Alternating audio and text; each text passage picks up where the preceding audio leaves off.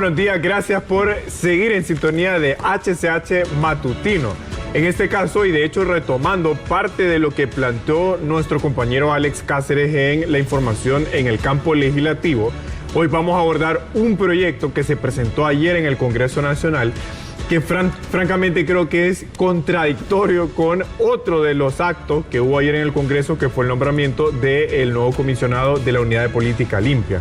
Y es que, además de haber hecho el nombramiento de la vacancia que dejó el abogado Emilio Hércules, que pasó a ser ministro de Finanzas, presentaron un proyecto para ampliar el plazo de presentación de informes de los gastos de campaña de los candidatos que compitieron en las elecciones generales. Es bien importante como para tener una imagen global, todos sumando diputados, candidatos presidenciales, alcaldes y de hecho incluso los del Parlacén, los candidatos a diputados del Parlacén, suman 2.137 candidatos a cargos de elección popular, los que compitieron en las elecciones generales en los 5 partidos políticos que se inscribieron para noviembre de 2025. De los 2.137 al 1 de diciembre, es decir, un día después de las elecciones generales, la Unidad de Política Limpia informó que 1.134 acreditaron la apertura de la cuenta bancaria. Es decir, aquí todavía no estamos hablando de cuántos presentaron el informe. Primero tenían que acreditar una cuenta bancaria. Entonces, de los 2.137, solo 1.134 para el 1 de diciembre de 2025 acreditaron la apertura de cuenta bancaria. En ese momento, la unidad informó que de esos 1.000 y pico se distribuían en los partidos políticos en los números que usted mira en pantalla. El Partido Nacional fue el que más acreditó, luego el Partido Liberal, luego el Partido Libre, luego el Pino y por último la Democracia Cristiana, obviamente considerando candidaturas presidenciales, diputados y alcaldes. Ahora, después de las elecciones generales, los candidatos en todos los niveles electivos, es decir, los 2.137, tenían hasta el 15 de diciembre para presentar el informe de gastos de campaña. Bueno, dejemos ahorita en pausa lo de las elecciones generales, porque la unidad no ha explicado cuántos no presentaron informe. Pero vean ustedes, justo en febrero, hace un mes más o menos, la unidad le entregó a la Procuraduría General de la República un informe con 1.475 expedientes de las elecciones primarias de personas que no presentaron el informe de gastos de campaña. Es decir, estamos hablando de 1.475 personas que tendrían que ser sancionadas por no haber presentado el informe en las elecciones primarias. Entonces, aquí tenemos ya dos números. Si de los 2.137, un poco más de la mitad o un poco menos de la mitad más o menos, no presentó el informe o no acreditó la cuenta bancaria, partimos de la premisa que hay candidatos que no presentaron informe tampoco en las elecciones generales. Ahora, cuando hablamos de sanciones, compañeros y compañeras, depende del nivel electivo. La ley dice que para los candidatos presidenciales que no presentan el informe donde rinden cuentas de cuánto y quiénes les financiaron las campañas políticas, reciben una primera sanción de 15 salarios mínimos. En el caso de los diputados, 10 salarios mínimos y en el caso de los alcaldes, 5 salarios mínimos. ¿Saben cuál es la ironía de todo esto? Que buena parte de lo que yo estoy describiendo aquí está en la ley, pero vean ustedes, la ley entró en aplicación desde 2017 en adelante. Eso quiere decir que realmente la ley ya tiene más o menos 8 años de estarse aplicando, 8 o 9 años. Bueno, desde que entró en aplicación en 2017, se ha aplicado en las elecciones generales de 2017, en las primarias y generales de 2021 y en las primarias y generales de 2025. En todas estas elecciones se ha ampliado el plazo de presentación de informes de gastos de campaña. Eso está como que yo les pregunto a ustedes si cuando reciben el estado de cuentas, el banco les amplía el pago de la tarjeta porque ustedes así lo quieren. No, ya hay reglas preestablecidas para eso que uno se adhiere a ellas. Bueno, lo mismo pasa con un candidato. Hay una ley que ya establece los plazos para presentar los gastos de campaña política, pero vean ustedes, el Congreso siempre termina ampliando el plazo para presentar estos informes. Y Esto se suma al hecho de que la unidad pidió más o menos 80 millones de lempiras como presupuesto especial el año pasado para poder revisar los informes que presenten los candidatos después de las elecciones generales, y el Congreso no lo aprobó, ni el de Luis Redondo, y creo que tampoco se ha discutido esto en este Congreso. Ahora, para hablar un poco entonces de coherencia política, ¿cuántos votos se ocupan para el juicio político, Alex?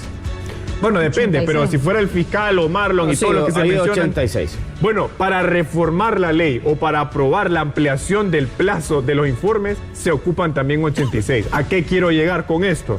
Que si les es tan fácil ponerse de acuerdo para autoexonerarse la presentación de informes y después para otros temas dicen, no, mire, se ocupan 86 votos. No sabemos si tenemos 86 votos, pero para ampliar es el informe. Si los tienen, entonces no están en nada. Y encima de eso yo le voy a decir, mejor deroguen la ley. O sea, si van a estar ampliando cada elección el plazo para presentar informes y nunca imponen sanciones, entonces mejor deroguen la ley, porque no estamos en nada. Yo le decía ayer a Rafa, disculpe, sí, a la diputada que presentó el proyecto, la diputada Gerlen Bonilla, y así dice, va preguntando a las dos personas que entrevistamos en el nocturno, ¿usted ya lo presentó? Sí.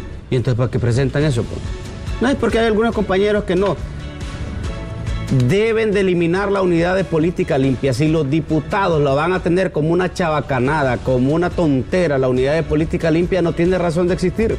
Porque todos los años hay prórroga y al final no sancionan a nadie. A nadie. Ahí votan el trabajo de todo aquel montón de gente que contrataron y como no había fondo esta vez, lo hicieron con financiamiento internacional.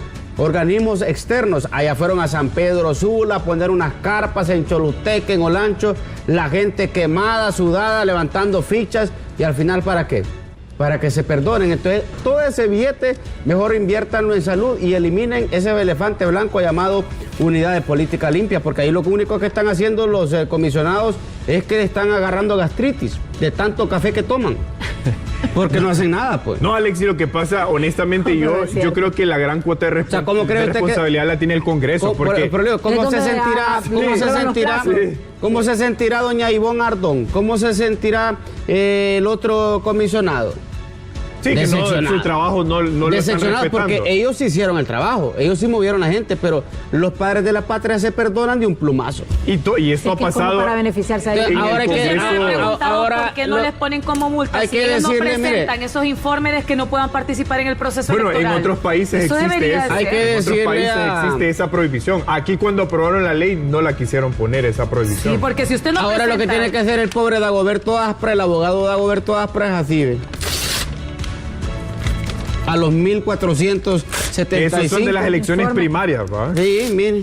O sea, todavía... ¿De las generales cuántos sí presentaron el informe? Porque no vale. No se ha dado a conocer todavía. No vale. Tiene que dar a conocer ese dato de la unidad, que solo por el hecho de no haber presentado el informe ya procede. Y ojo, a que no todos fueron electos. Hay algunos que están en cargos y otros que no fueron electos. Pero la obligación está para todos. Ahora, solo quiero proyectar... sobre todo para los que están en el cargo. Que deben de ser ejemplos. Bueno, que precisamente por eso proyectamos la última lámina, compañeros, que vean ustedes. Justamente ayer que se presenta esto en el Congreso, justamente ayer la Comisión Interamericana de Derechos Humanos aprobó una resolución, que es la que ustedes ven en pantalla, sobre crimen organizado y derechos humanos en las Américas. Y vean lo que dice esta resolución, que recomiendan a los estados parte de la Comisión Interamericana, entre ellos Honduras, fortalecer la adopción de regulaciones y protocolos internos para combatir la corrupción vinculada al crimen organizado mediante la implementación de mecanismos eficaces de rendición de cuentas, transparencia institucional y participación ciudadana que hagan énfasis en el abordaje de estas situaciones. Esto incluye